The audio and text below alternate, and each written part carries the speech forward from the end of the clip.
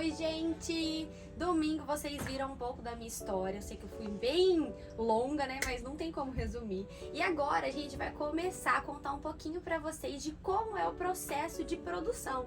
Muita gente acha que a roupa que tá pendurada ali, lindinha, passada, bonitinha, é um processo mais rápido, né? Vou até falar, Isa, que quando a gente tava trocando uma ideia sobre isso, a Isa falou, não é só pegar e mandar pra costureira e tal. E muita gente pensa isso, o que é totalmente normal, porque as pessoas são leigas e não sabem como que é o processo.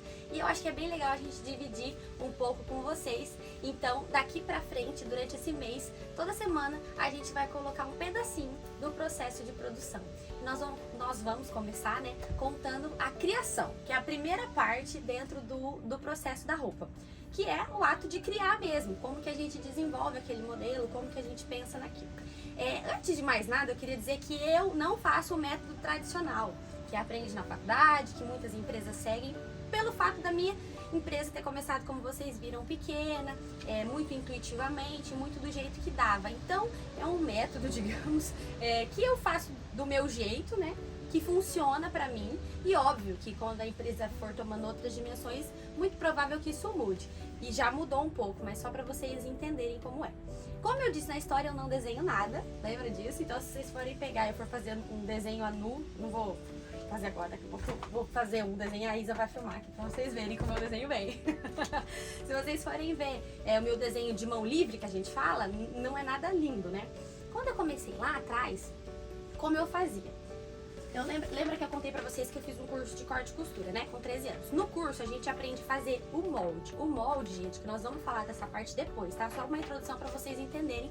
Porque o molde tem muita tem muita parte na minha criação, diferente do que as outras pessoas fazem, né? Então, como que eu faço? Normalmente, um estilista, um designer de moda, ele desenha um croquis. Vou pegar um croquis. Ó, Isa, dá pra você ou aproximar, tá legal a gente mostrar assim. Isso aqui, gente, é um croquis normal com uma base, que muitos desenham de mão livre ou usam um corpinho como base, ó, tá vendo?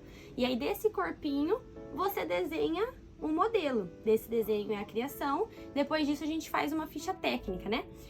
Eu não usava isso, não usava nem a base, hoje eu uso já mais, não usava nem a base e muito menos um desenho lindo desse. Eu sempre partia do quê? Do molde. Então, só pra vocês entenderem, isso aqui é uma meia blusa. Vou voltar pra essa câmera. Ai, tô chique, tem duas câmeras. Ai, meu Deus. Ó, o molde, ele tem, esse aqui é um meio molde, um quarto na verdade. Então é a frente, ó, meia frente. Daí a hora que vira aqui, tá a outra frente. Mas não quero me estender nisso porque a parte do molde é bem legal. Mas só pra vocês entenderem. Aí isso aqui é uma base de um corpinho. Aqui tem o decote aqui do pescoço, o ombro, a cava e a lateral.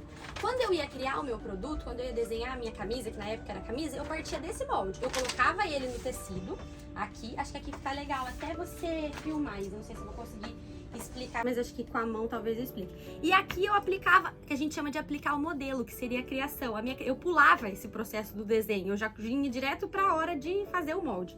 Então, se eu queria um decote V, eu vinha aqui, dobrava o próprio molde aqui, ó, e cortava o decote V. Se eu queria que a blusa fosse uma batinha, ou seja, mais abertinha, eu vinha aqui e cortava ela mais abertinha. Então, eu fazia tudo aqui, direto no tecido. Então, esse era o meu processo de criação lá no começo, porque como eu que criava, cortava e costurava, eu me entendia. Volta pra câmera aqui. Eu me entendia. Eu me entendia. Então, não tinha desenho, não tinha nada. Quando eu ia mandar pra costureira, na época, quando eu não costurava, porque quando eu costurava, não precisava de desenho, porque era eu que costurava. Então, eu sabia onde ia a manga, o que eu queria, não precisava me comunicar com ninguém.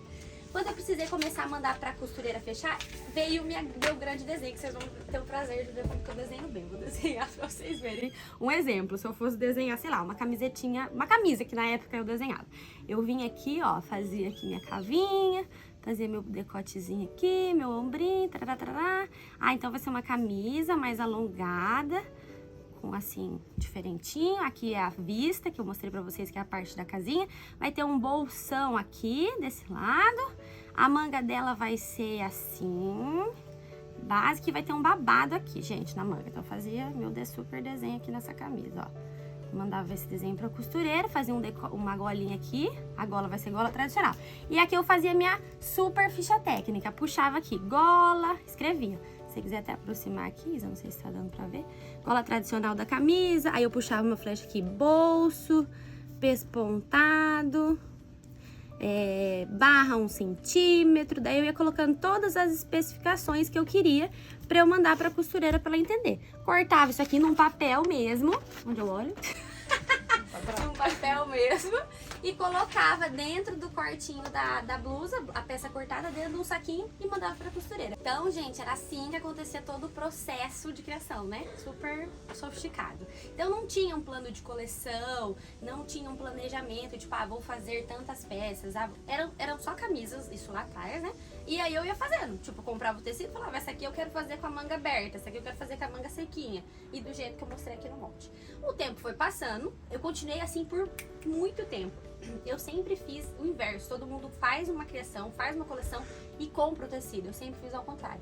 Eu sempre fui comprar o tecido, eu comprava o tecido que eu gostava, o tecido, eu sempre fui muito de toque, de relar no tecido e ver o que eu queria para aquela criação. Eu comprava o tecido que eu queria, pode ver que aqui agora não dá pra ver porque hoje é estoque, mas aqui esse fundo inteiro era tecido antigamente. E aí, com o tecido que eu criava, eu sempre fiz ao contrário. E até hoje eu faço muito isso. Por conta da logística de ter que ser mais rápido, de eu não ter tanto um time como a gente fala, time é no tempo mesmo de produção, de criar, de colocar, enfim, tudo isso. Hoje eu ainda faço muito isso. Eu vou, compro os tecidos que eu de acordo com o que eu acho que é viável. Então, eu quero trabalhar com viscose, com crepe, com linho, com a malha tal. Eu compro tudo, compro na medida lá e aí eu encaixo a produção. Eu ainda faço dessa forma. Então, por isso que eu falei que é um pouco diferente do que as pessoas costumam fazer. É uma curiosidade, mas pra mim funciona.